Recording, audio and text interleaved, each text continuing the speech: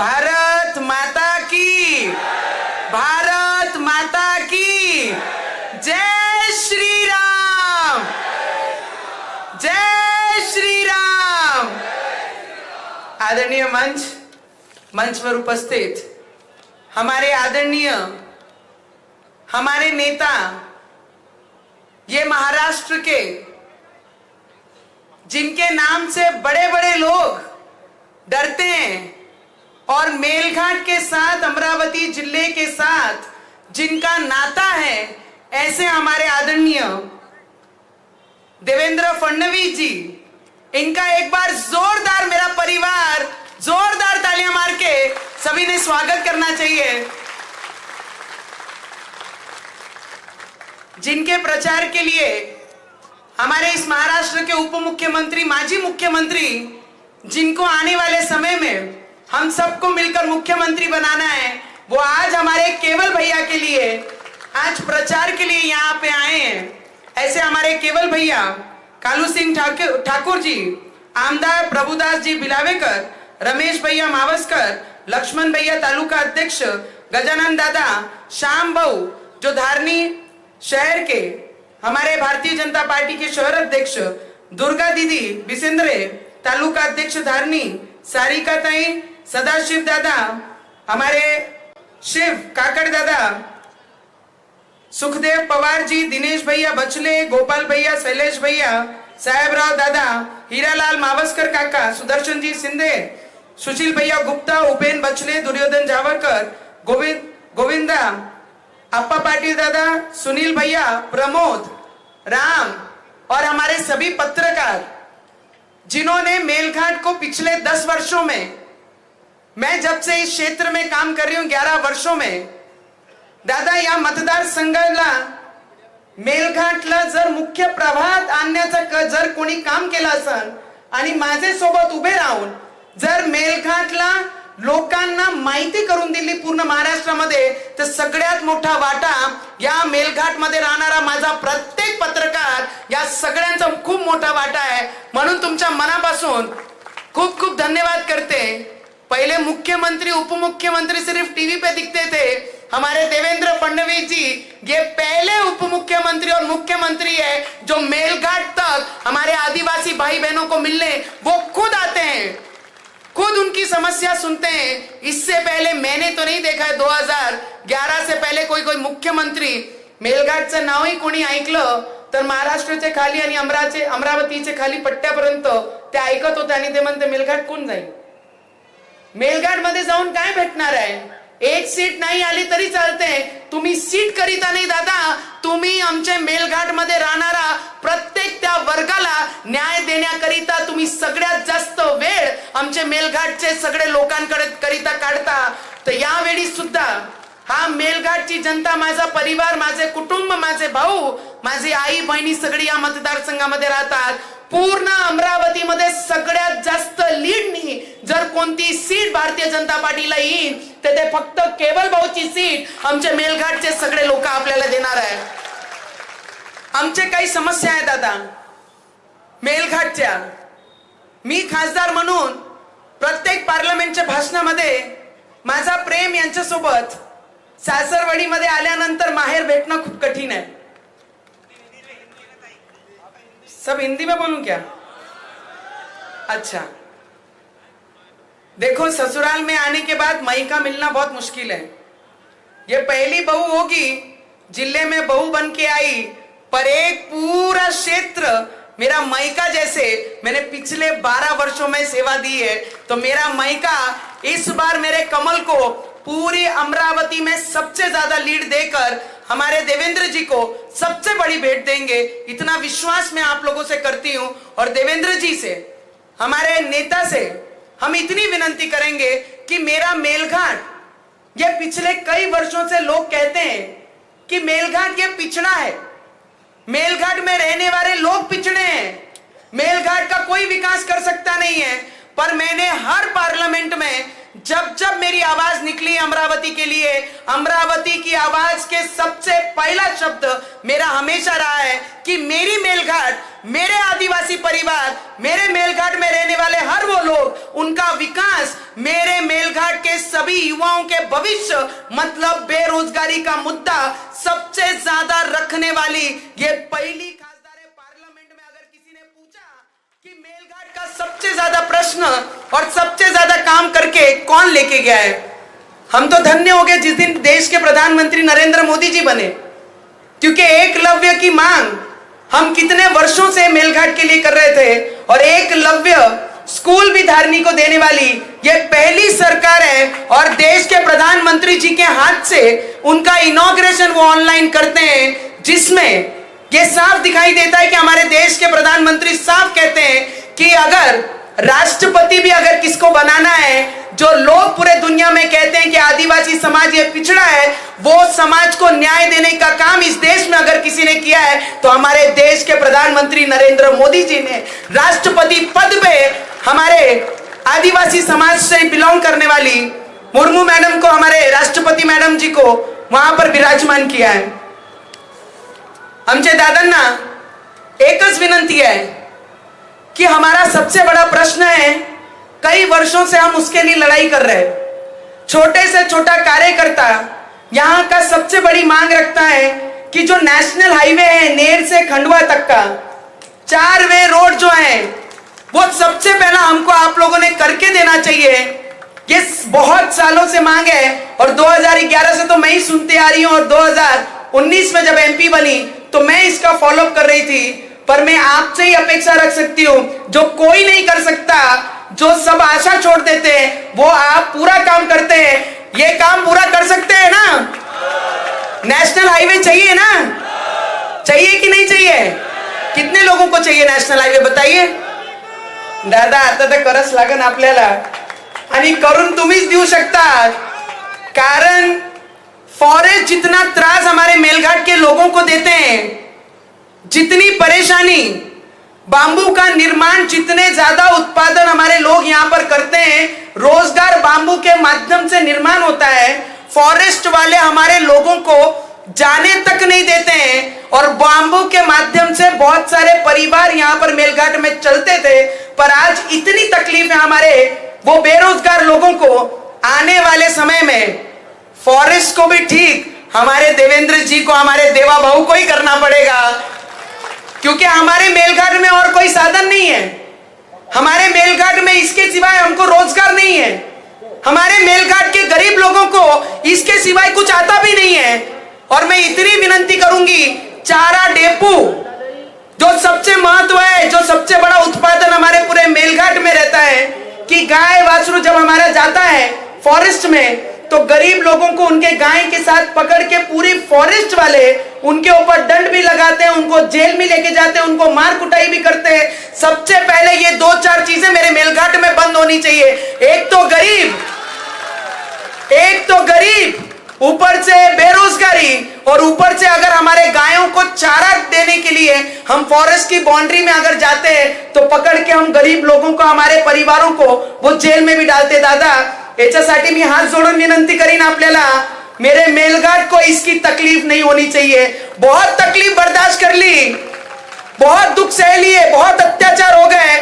अब इतना विश्वास है, जब देवा भाव करके देवा सोबत भावाचा नाव जुड़ला है, तो वो देवा भाव हमें ये संकट से जरूर निकालेंगे और फॉरेस्ट की समस्या पूरी मेलघाट से हम लोगों को दूर करेंगे। और सबसे महत्व का चूरनी, मैं तो हमेशा से चूरनी को तहसील ही बुलाती हूँ। चिखलदारा के बहुत सारे लोग, हमारे राजेश भाऊ भी यहाँ पर बैठे हैं।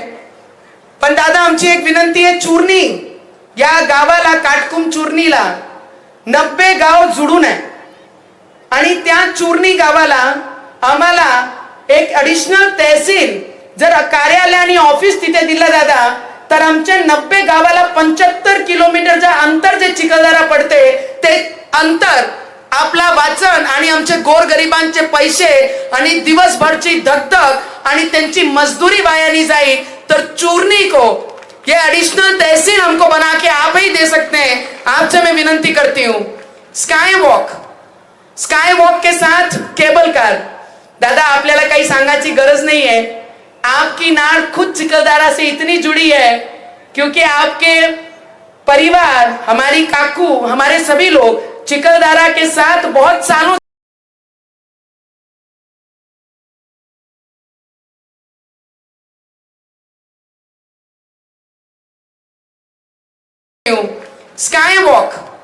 स्काई वॉक के साथ केबल कार। परिवार, हमारी काकू, हमारे सभी लोग चिखलदरा के साथ बहुत सालों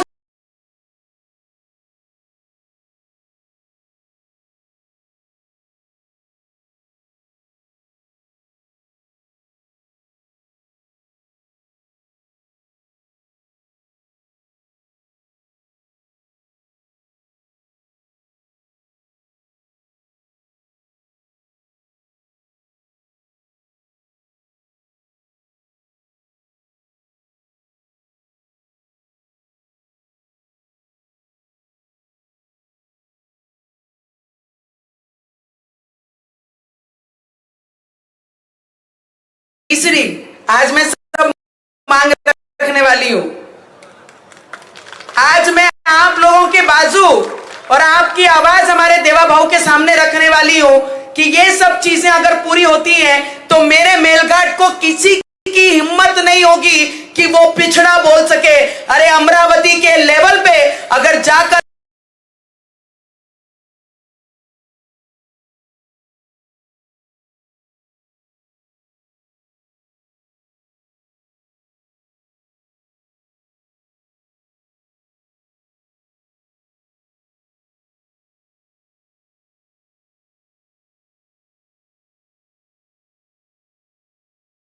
समाज के लिए हम बहुत दिनों से प्रयत्न कर रहे हैं कि दूध के जितने भी प्रोडक्ट हैं ऐसा एक कोई यूनिट हमारे ये क्षेत्र में आए जिससे हमारा दूध उत्पादन जो है वो हमारे प्रोडक्ट हमारे मेलघाट में बने। तो हमारे जितने भी समाज गाय सब रखने वाले हैं, जितने भी समाज के पास बहुत सारी गायें हैं, दूध का उत्पादन होता है पर आगे मार्केट नहीं मिलती है, उसके लिए हमारी विनंती रहेगी कि दूध प्रोडक्ट जैसा एक आधा बड़ा क्लस्टर जब हमारे मेलघाट में आया तो आने वाले समय में हम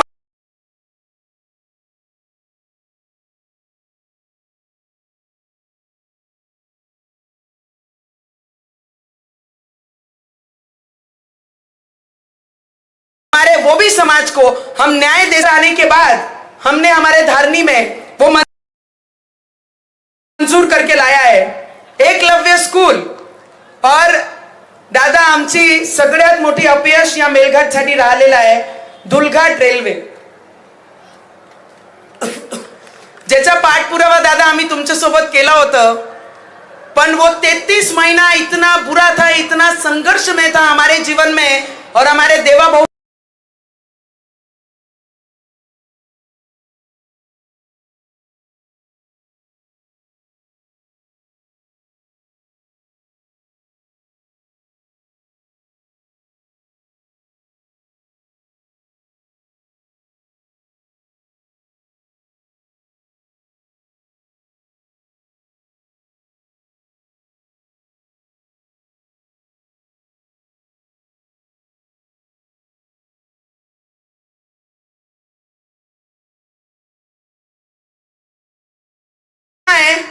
अरे हर पक्ष के दरवाजे पे जाकर 8-8 दिन खड़े रहकर ड्यूटी दी पर किसी ने भी टिकट नहीं दिया, किसी ने नहीं दिया। पता है ना कि नहीं पता है? दादा आपल्याला तर आपण पूर्ण महाराष्ट्र पाहतात, पण या जिल्ह्याचा मी रिप्रेझेंट करते तर मी ज्या पद्धतीने त्यांनी प्रत्येक दारात जाऊन तिकीटची मांग ठेवली, काही दिवस पहिले त्यांनी स्वतःच म्हटलं जर मी त्या प्रहार करणं लढलो, मी काय माझा पूर्ण कुटुंबही जरी लढला तर आम्ही कधी आयुष्यात निवडून येऊ शकत नाही। जेव्हा तुम्ही तिकीट नकारली, जेव्हा शिंदे साहेबांनी तिकीट नकारली, जेव्हा काँग्रेसनी तिकीट नकारली, तो मग अभी बेचारा क्या करेगा? घूम फिर के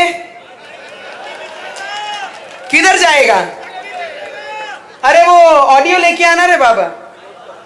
तुमको मैं बताती हूं, जिस आदिवासी को मैं सर पे लेकर जिसको मैं सर पे लेकर देश के पार्लियामेंट में जाके बताती हूं कि आदिवासी समाज का गर्व करती हूं।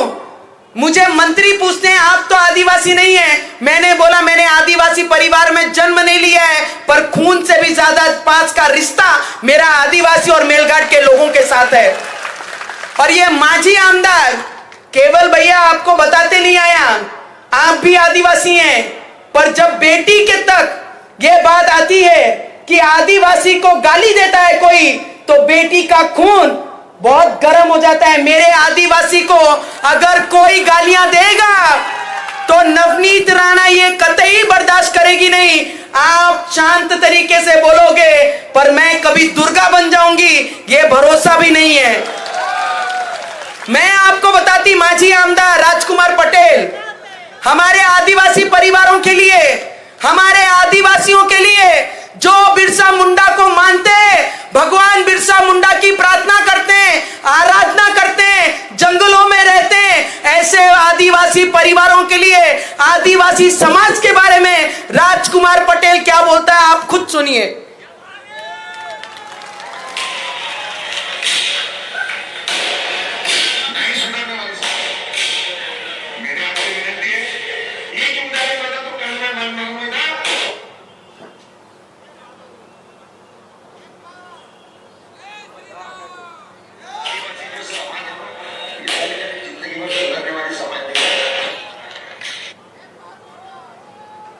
दादा एक मिनट, मुझे तो ऐसा लगता है कि आदिवासी जो समाज है ना, ये जिंदगी में सुधरने वाली समाज है।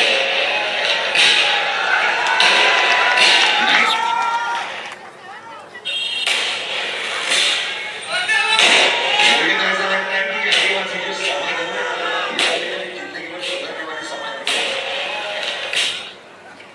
दादा आपने भी सुना किस तरीके से राजकुमार पटेल मेरे आदिवासी, हमारे गरीब आदिवासी जो मेलघाट में रहते हैं, उन्हें दूसरे मंच पर जाकर ये कहता है कि मेरा आदिवासी, हमारा आदिवासी कभी सुधर नहीं सकता। अरे हमारा आदिवासी ये ईमानदार की रोटी खाता है। अरे मेरा आदिवासी ये मजदूरी करके खाना खाता है। मेरा आदिवासी ये टीन के घरों में रहता है। मेरा आदिवासी दिन रात खून का पानी करके अपने परिवार को चलाता है। अरे राजकुमार पटेल तुझे कैसे पता लगेगा जो खून करके लोगों के गरीब खून चूसने का काम ये मेलघाट के लोगों के साथ किया है। 40% सिवाय तू कभी किसी कॉन्ट्रैक्टर से बात नहीं किया। तुझे क्या मालूम ईमानदारी की रोटी क्या होती है? जो बेईमानी की रोटी सेकता है तुझे नहीं पता लगेगा मेरा आदिवासी कितना संघर्ष करता है। और इस बार इस मेलघाट में आपकी बेटी का आह्वान है कि हमारी महायुति की सरकार जो लाड़की बहना 1500 दे रही है, अगले महीने से हमारे मुख्यमंत्री देवेंद्र फडणवीस जी बनेंगे और ये बनने के बाद 2100 रुपए हर महिला के बैंक खाते में आएगी। हर किसान को जो 12,000 रुपए साल में मिलती है वो 21,000 रुपया साल का हर किसान के खाते में आएगी। मैं आपको इतना ही विनंती करती हूं, आमचे देवा भाऊ तुमचे आमचे वर खूप उपकार आहे। आमचे सोबत तुम्ही नेहमी उभे राहिले आहे। फक्त एवढीच विनंती, मेरे मेलघाट में रहने वाला हर बेरोजगार को सिर्फ रोजगार उपलब्ध करके दीजिए।